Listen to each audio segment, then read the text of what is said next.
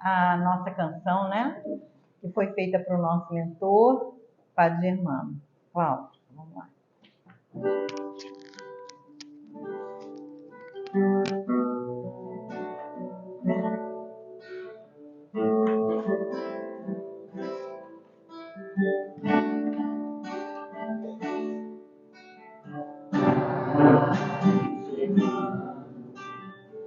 Olhai por nós, dai-nos a bênção do Senhor.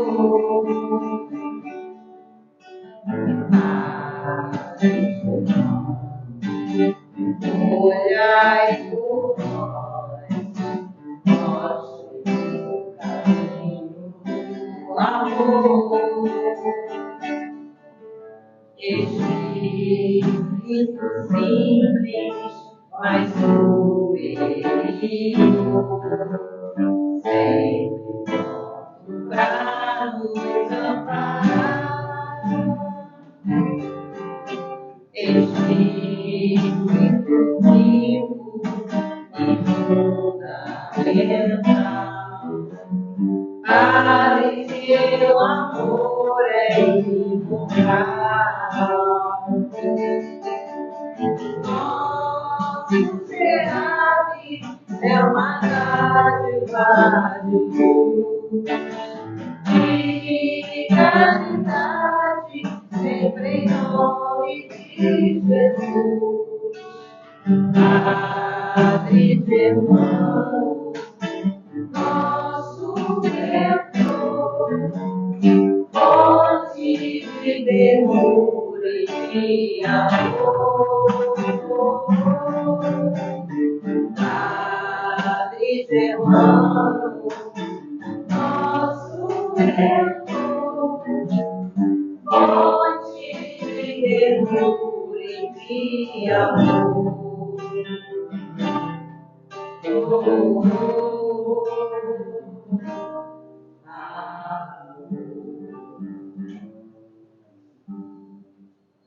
Obrigada, Cláudio. Vamos fazer agora a nossa página de abertura. O livro é Vinha de Luz, as mensagens, né, de Emmanuel, recebidas pelo nosso irmãozinho Chico. Foi aberto ao acaso, nossos irmãos. E dele temos este mandamento, que quem ama a Deus, ame também a seu irmão. Está em João, capítulo 4, versículo 21. Em verdade, amamos a Deus em todos os motivos de júbilo dentro da nossa marcha evolutiva. O Evangelho, entretanto, é farto de recomendações no sentido de amarmos também os nossos irmãos entre as pedras e sombras da escabrosa subida, quer dizer, na nossa caminhada, né? Tanto de coisas boas, né? Mas principalmente nas dificuldades. Certo, a palavra da Boa Nova não se reporta aos companheiros amados e felizes, que já solucionaram conosco as questões de harmonia mental, e sim aos que respiram em nossa atmosfera, exigindo auxílio fraterno e seguro. São eles: os nossos irmãos doentes que reclamam remédio, os infortunados que pedem consolo, os fracos que esperam defesa, os ignorantes que anseiam por esclarecimento, os desajustados que necessitam de compreensão, os criminosos distanciados do socorro e da luz, os insubmissos que nos desafiam à tolerância, os desequilibrados que nos induzem a vigiar para o bem, os demolidores que nos oferecem o ensejo de reconstruir, os revolucionários que nos auxiliam a reconhecer os benefícios da ordem, os que nos ferem, ajudando-nos a devastar as próprias imperfeições, os que nos perseguem e caluniam, proporcionando-nos a oportunidade de suportar como Cristo na prática do Evangelho. O irmão iluminado e bondoso em si já representa uma obra viva do Pai, através do qual o conhecemos e admiramos. O irmão ignorante ou infeliz, porém, é uma obra que o céu nos convida a amparar e embelezar, no rumo da perfeição, em nome do Todo Misericordioso. Se amas a Deus no irmão que te entende e ajuda, não te esqueça de honrá-lo e querê-lo no irmão que ainda não te pode amar. Aí que é o problema. Como disse Jesus, né, que ele não veio para os sãos, ele veio para os doentes. Nós temos que seguir esse seu exemplo e nos preocuparmos com esses irmãos que tanto nos incomodam, mas que são as provas que viemos com certeza passar ou espiar com esses, né? E mostrar que realmente, né, seguimos o mandamento principal de Jesus, né? Amar o teu próximo como a ti mesmo. Então, se a gente começa a selecionar, esse não é bom, esse é assim, esse é assado, aí é muito fácil. Aí a Ana Maria, na quinta-feira, falou da porta do regime moral, né? Para entrar na porta estreita. É mole você encontrar essas pessoas boas na sua caminhada, é fácil. Agora, geralmente a gente não vai encontrar só essas pessoas boas. A gente vai encontrar esses irmãozinhos. E aí é que realmente será o nosso grande teste. Tá? Vamos repensar aí nessa passagem aqui que Emmanuel traz para nós. Vamos agora fazer a nossa prece, iniciando o nosso estudo, elevando o nosso pensamento ao alto, pedindo a Deus nosso Pai, a Jesus nosso Mestre, a Germano, mentor espiritual desta casa, e a toda a sua falange de trabalhadores, que já prepararam esse ambiente muito antes de chegarmos aqui, para que tivéssemos as condições que precisávamos para recebermos aquilo que precisamos nesta noite. Precisamos do estudo, precisamos do esclarecimento, precisamos dos fluidos benéficos, precisamos dessa harmonia, e eles já prepararam isso para nós. Mas é necessário que a gente também abra o nosso coração e principalmente o nosso pensamento, para que a gente possa receber tudo isso. Pedimos pelos nossos irmãozinhos desencarnados que foram trazidos aqui nessa noite, também para receber o estudo, para receber as bênçãos que precisavam. Pedimos pelos nomes que foram colocados ali nas caixinhas, nossos irmãozinhos, necessitando de socorro físico e espiritual.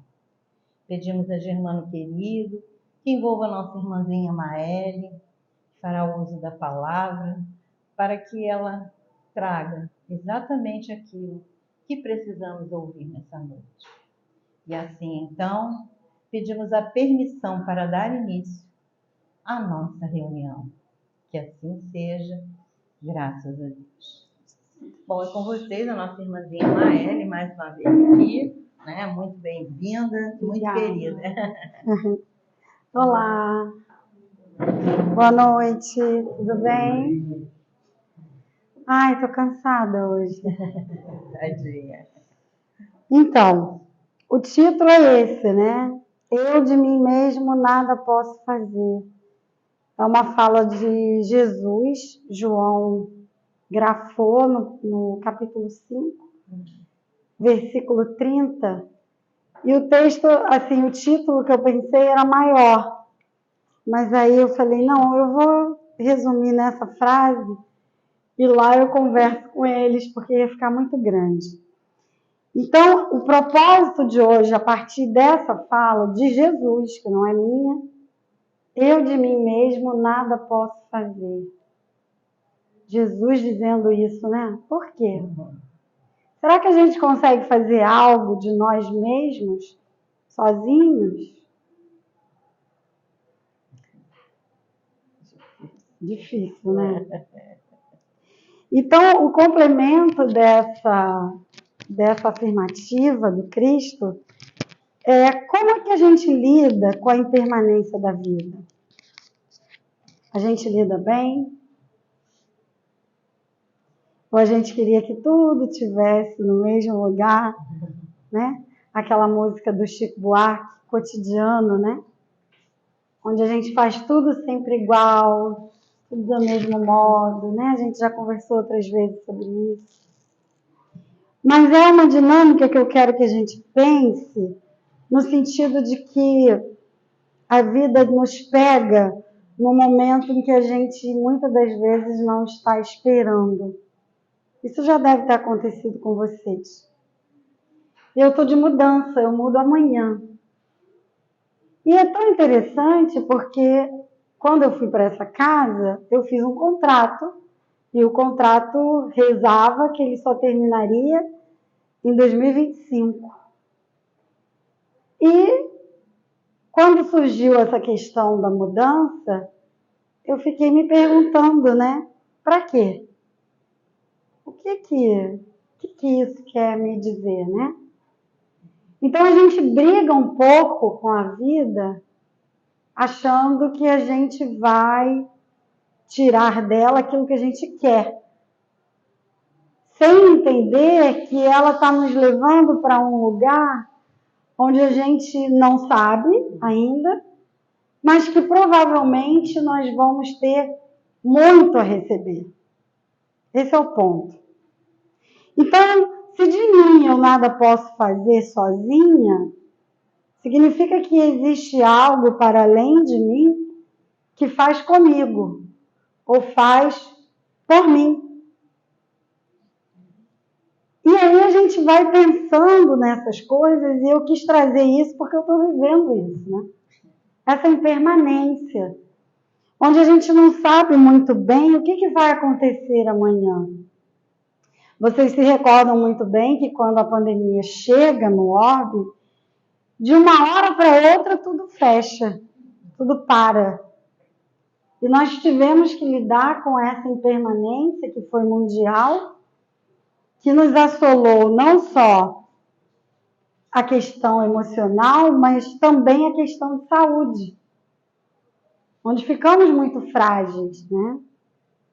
É claro, a gente até recebeu uma mensagem essa semana de uma irmã, que ela disse, não coloquem a culpa na pandemia, nem na pós-pandemia, vocês já estavam doentes.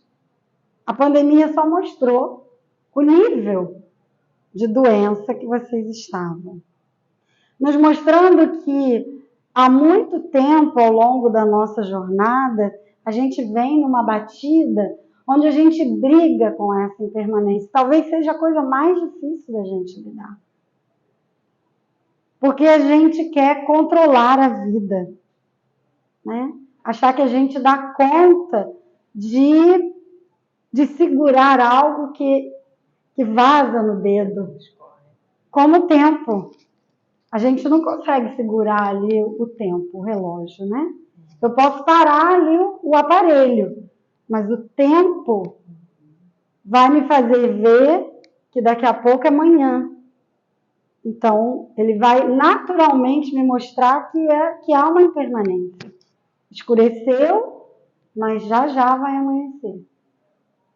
Então, diante disso, o que o Espiritismo nos traz como elementos para que a gente lide melhor com essa impermanência? Ele diz da nossa imortalidade. Então, isso já nos traz um refrigério, ou deveria trazer, de que a morte não vai findar com a nossa história. Só que aí entra uma coisa muito interessante, que é a personalidade. Essa que tem um nome.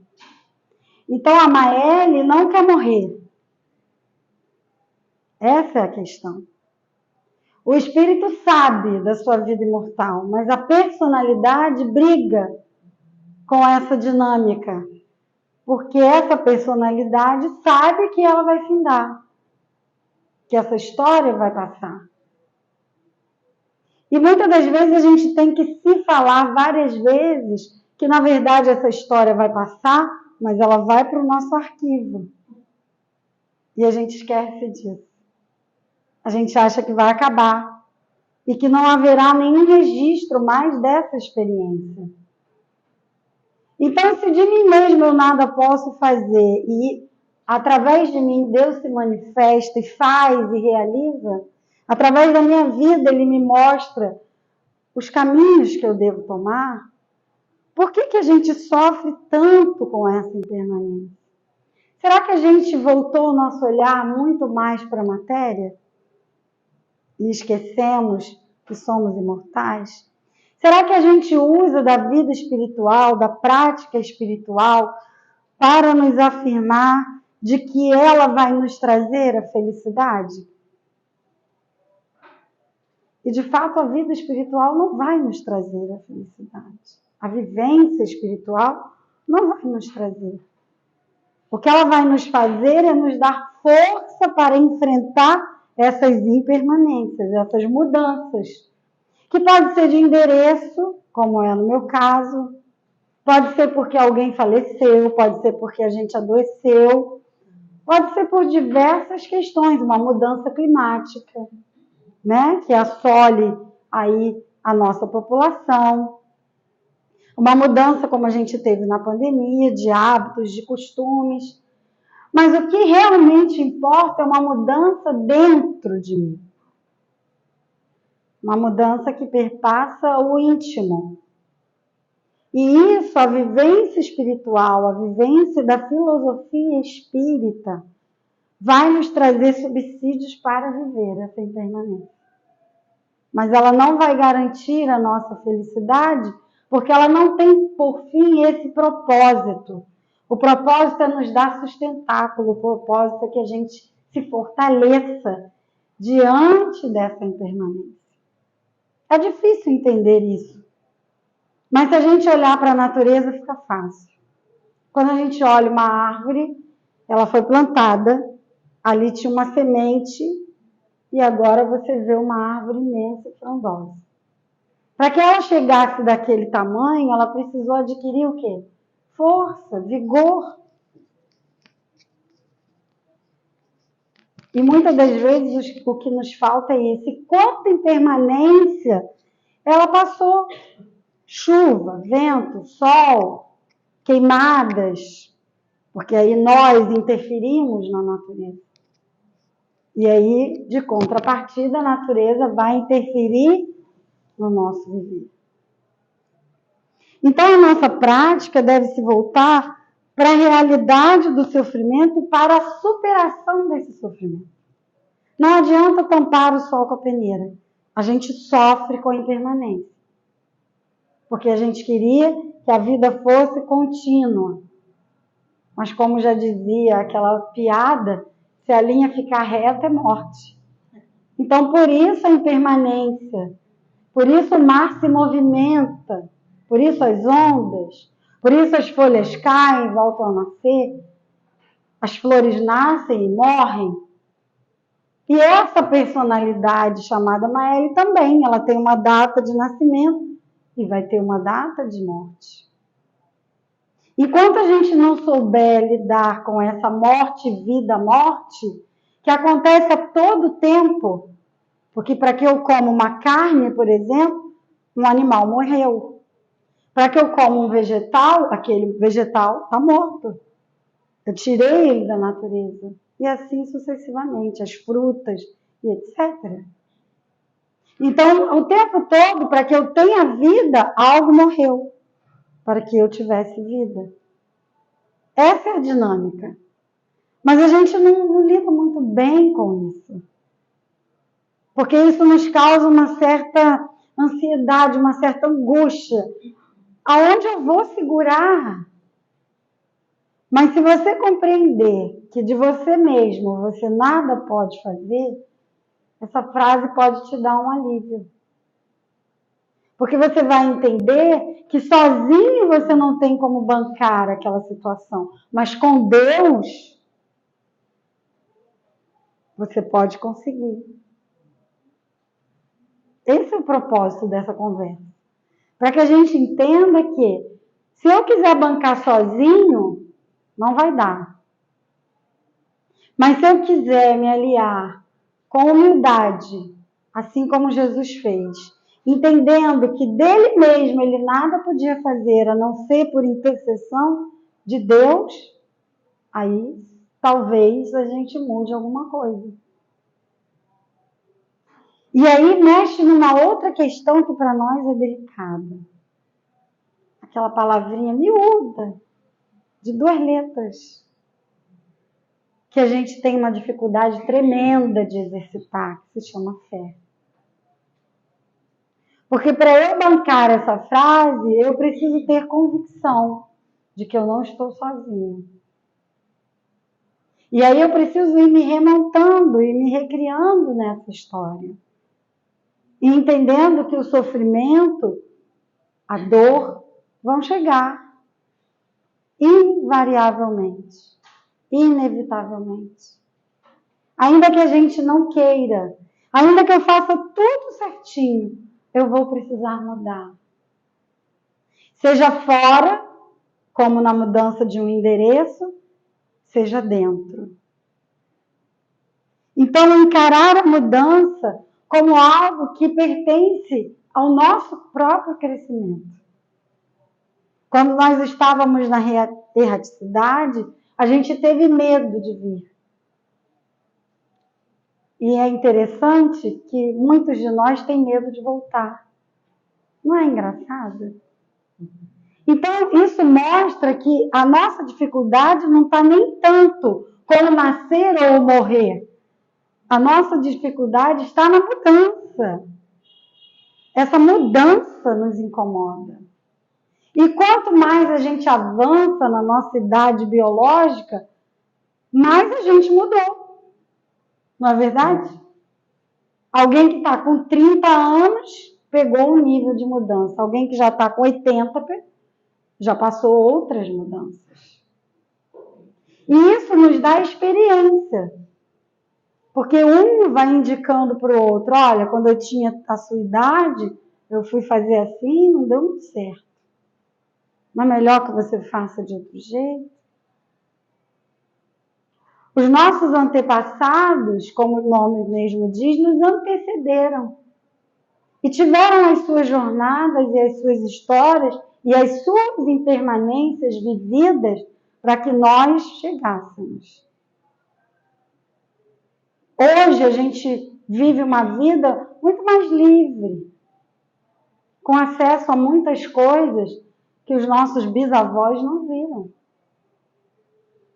Mas ainda assim, com tudo isso, nós temos o maior índice de ansiedade já contabilizado, o maior número de suicídios da história. O nível de loucura só aumenta. E aí a gente pode pensar que um burnout não tratado pode levar a pessoa a um ápice de loucura. Aí a gente tem os diversos níveis de vícios, que desde a era mais remota já existia, alguns deles, e outros são mais recentes. Mas aí a gente vai se drogando na vida, seja de remédio ou das próprias drogas ilícitas, para quê? Para nos entorpecer e evitar que nós possamos ver o que de fato a vida quer nos mostrar.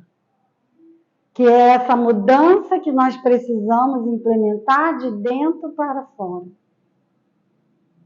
Que não é fácil. Uma mudança externa já causa pânico.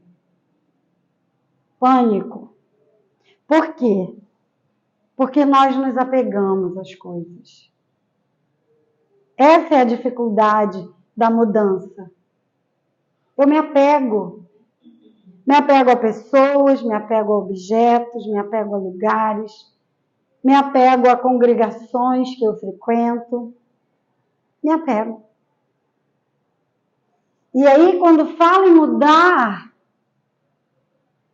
eu quero saber o que está me esperando. Mas nem sempre a gente vai saber. Na maioria das vezes, a gente não vai saber. Sabe aquelas cenas do alpinista? Que às vezes ele precisa chegar lá no cume. E aí, para descer, ele muitas das vezes precisa descer com aqueles equipamentos de uma vez só. É como se fosse isso a vida às vezes. Às vezes você precisa descer de uma vez só. Para experienciar outras coisas. Não tem a ver com sofrimento. Porque o sofrimento é um encargo nosso em cima da dor.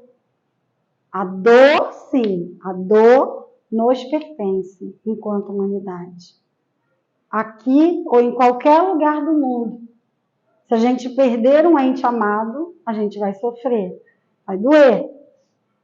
Mas o nível desse sofrimento vai depender da interpretação que cada um de nós vai dar.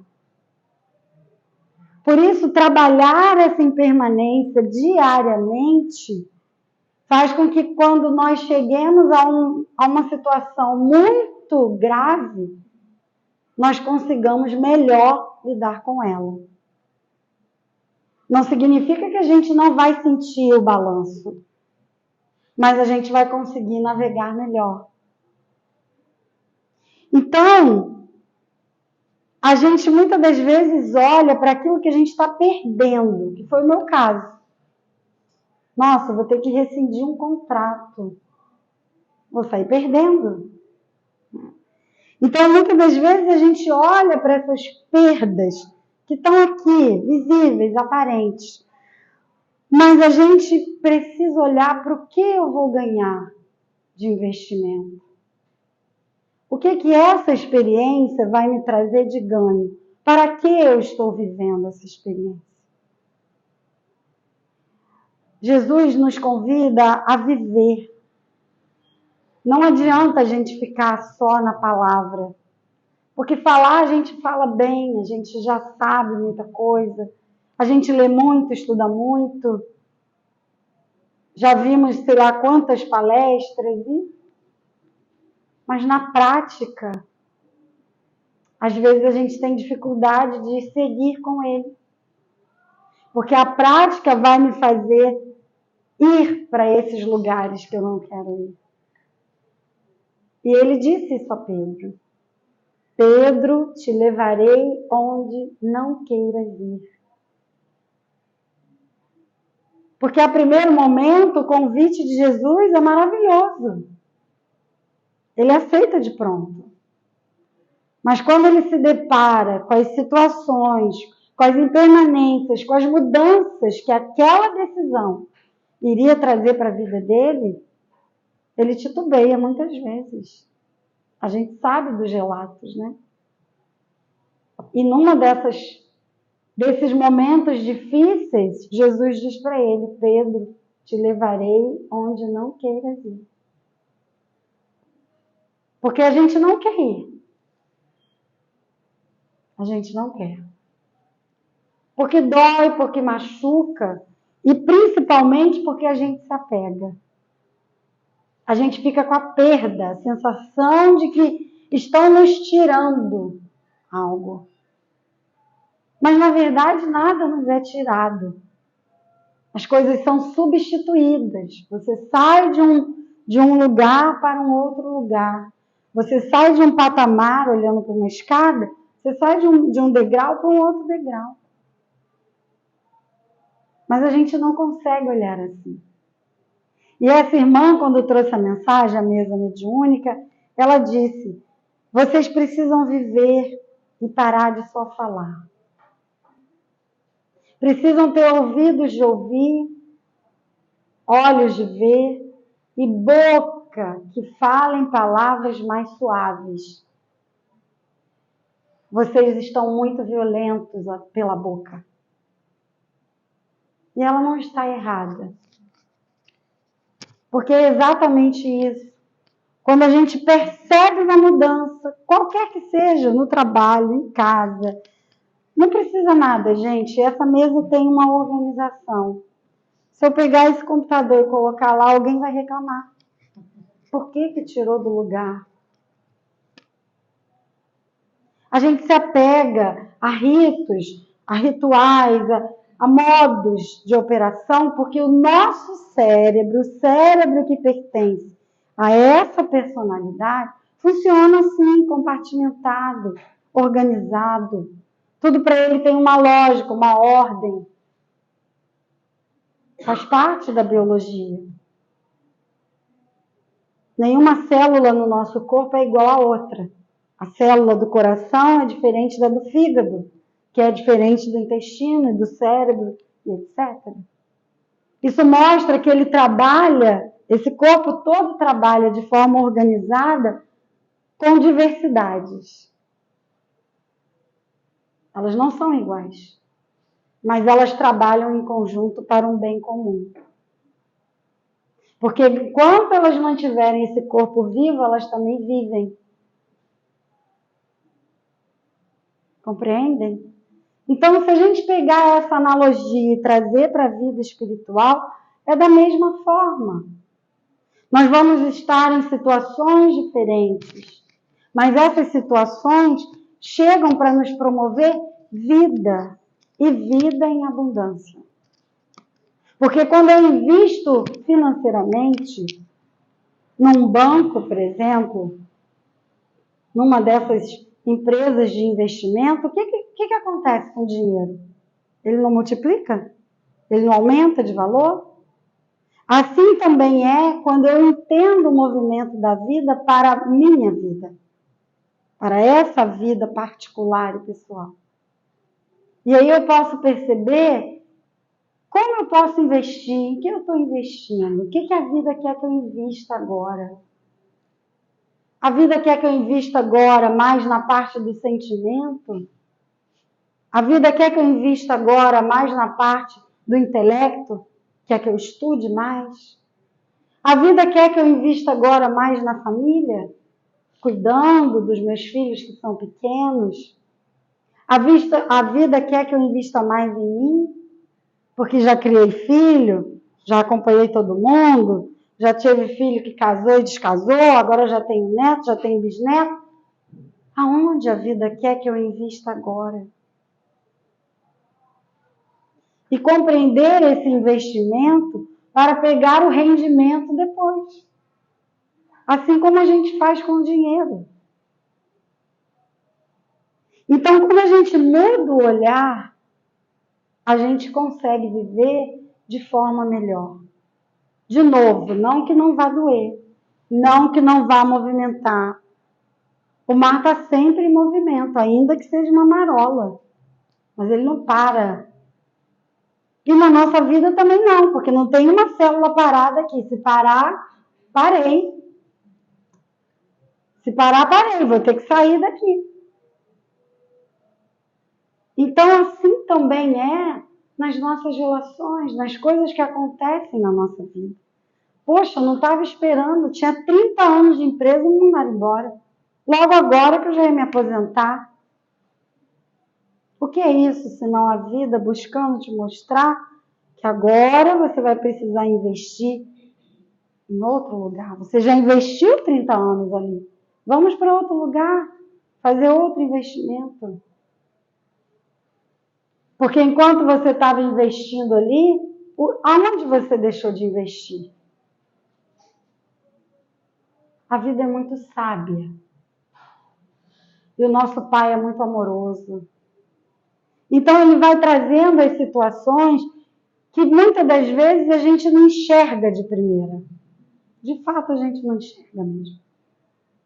Mas Deus é tão misericordioso que quando a gente pede a orientação, Ele manda. Numa dos meus pensamentos de manhã, buscando entender o que estava acontecendo, eu falei, vou pegar o Evangelho. Abri. Estava lá assim, fora da caridade não há salvação. Fechei. Falei, entendi. Não preciso nem ler, eu já sei o que você quer dizer. Então, quando a gente estiver diante de uma situação desafiadora, lembra que de você mesmo nada você pode fazer. É preciso que você se ligue a algo maior que gerencia essa vida, que não é só a sua, mas que é uma vida cósmica, coletiva, ampla, dinâmica, diversa. E certamente essa mudança que está sendo proposta vai trazer para você novos investimentos, Resta saber onde, para que você possa, então, investir corretamente. Porque não adianta saber só que tem um investimento, é preciso continuar investindo. Se a gente pega o dinheiro e coloca só uma vez, não vai adiantar nada.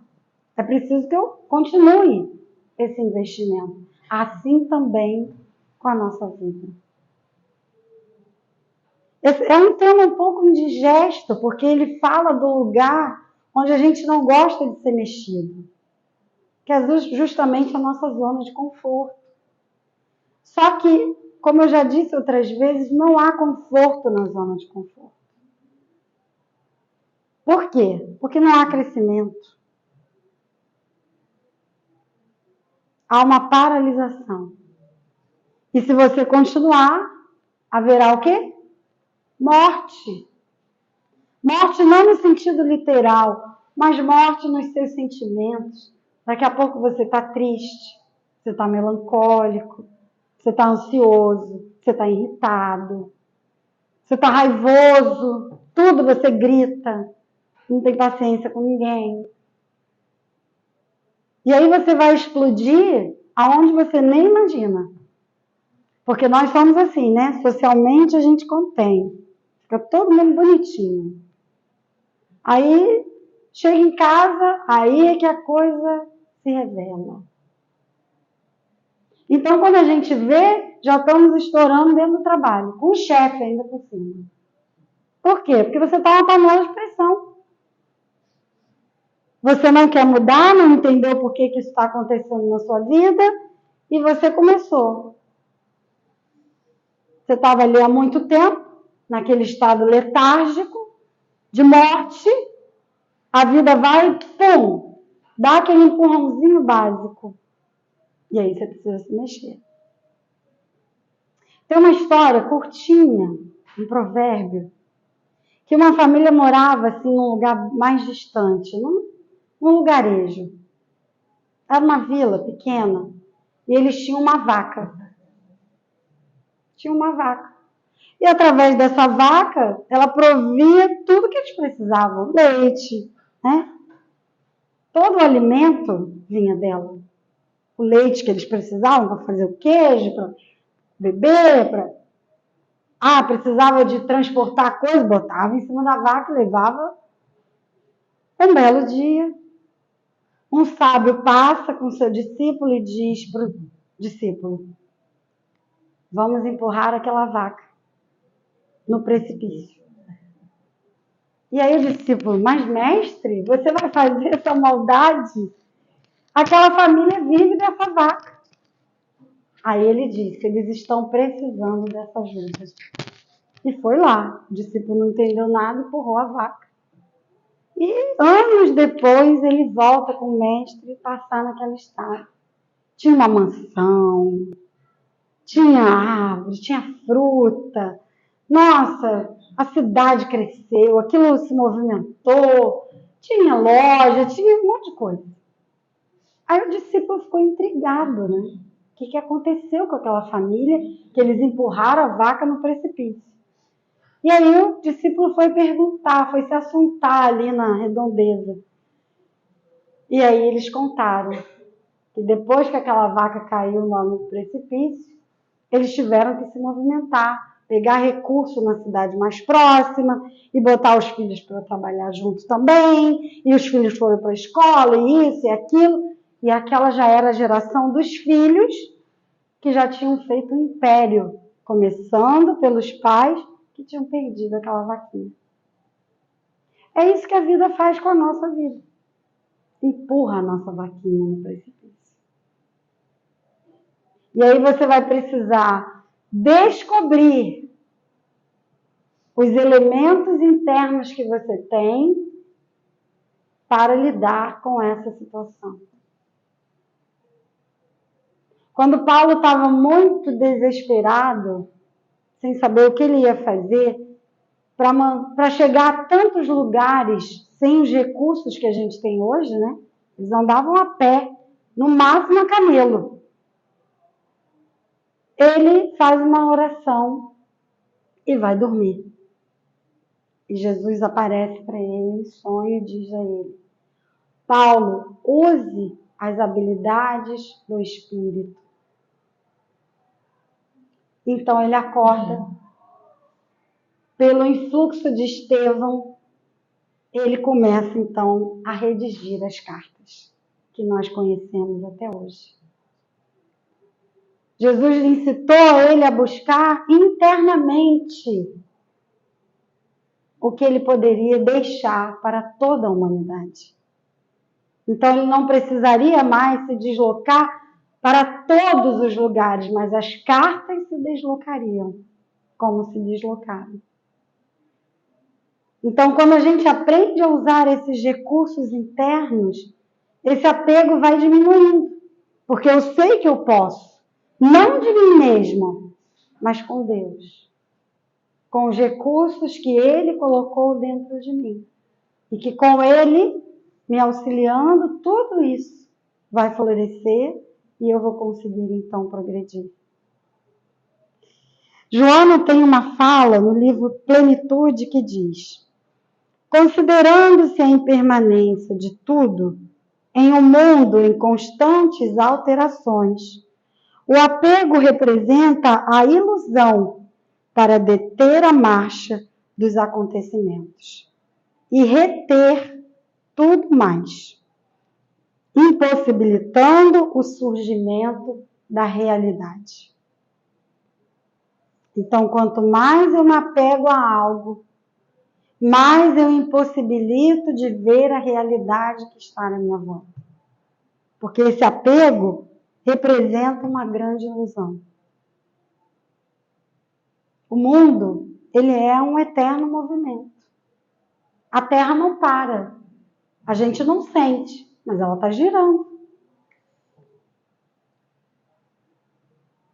Se ela não para por nada que passa por perto, meteoro, coisa que a gente lança no espaço, lixo no espaço, e tantas coisas, ela também sofre impermanências. Haja vista as questões climáticas que a gente vive, as tsunamis, né? E tantas outras coisas. Mas ela segue. Ela segue. Assim como nós vamos seguir a nossa marcha sem reter a vida, a partir do momento que a gente se desapega das coisas. Entende que se aquilo passou na minha vida, na minha experiência, é porque era para passar. Não tem nada ao acaso. Tudo está muito bem delimitado. E a gente vai atraindo também para nós outras tantas situações que talvez a gente nem precisasse viver. Mas aí é outra palestra. Né? Então vamos seguindo, sabendo que não estamos sós. Sabendo que de nós mesmos nada a gente pode fazer sozinho. Precisamos de ajuda, de cooperação divina. Enquanto a gente não se humildar para isso, vamos querer levar sozinhos. E aí caímos no que a Joana está dizendo. No apego e na ilusão que esse apego nos faz. Retendo a nossa marcha, retardando os acontecimentos e o surgimento da realidade. E é por isso que é tão difícil a gente entender quando Jesus disse: conhecereis a verdade vos libertará. Mas a gente quer ficar iludido? Como é que eu vou ter liberdade? Se eu estou me apegando a coisas pequenas que vão ficar porque elas são transitórias. Ao invés de olhar e voltar o olhar para esse lugar que é imortal e que é perene. Então, que a gente possa refletir, porque cada dia, se a gente observar, acontece uma mudança, mínima que seja. É o horário que você perde, é o ônibus que não passa, é o filho que acordou doente, são muitas coisas. Tudo isso fala dessa impermanência. Que a gente vive, mas por nos apegarmos, a gente se ilude. E aí a gente não cai na realidade. A gente quer viver um conto de fadas, esquecendo que o conto de fadas real já está nos esperando. Mas a gente quer viver o conto de fada que a gente criou na nossa cabeça. Então, que a gente possa utilizar essa fala do Cristo como uma âncora que nos ajuda mentalmente. De mim mesmo, nada posso fazer sozinho. Não posso fazer nada sozinho. Não tenho a capacidade de estruturar a vida sozinho. E eu preciso me render a isso para deixar que a vida me conduza nas marés altas e nas marés baixas. Nos dias felizes e nos dias dolorosos. Nos dias de abundância e nos dias de escassez. Nos dias em que eu tenho dinheiro e recurso para proporcionar à minha família um almoço, um jantar, ou viver uma viagem, e nos dias que isso não será possível. Então, fortaleçamos essa fé para que a gente possa ancorá-la, como a Joana diz, na realidade e não mais na ilusão. Que Jesus nos abençoe, fiquem em paz, uma ótima noite, viu? Obrigada, irmã. Para os nossos irmãos que estão assistindo pelo YouTube, a nossa mensagem de carinho e de gratidão por assistirem, né, às nossas palestras. Fiquem em paz.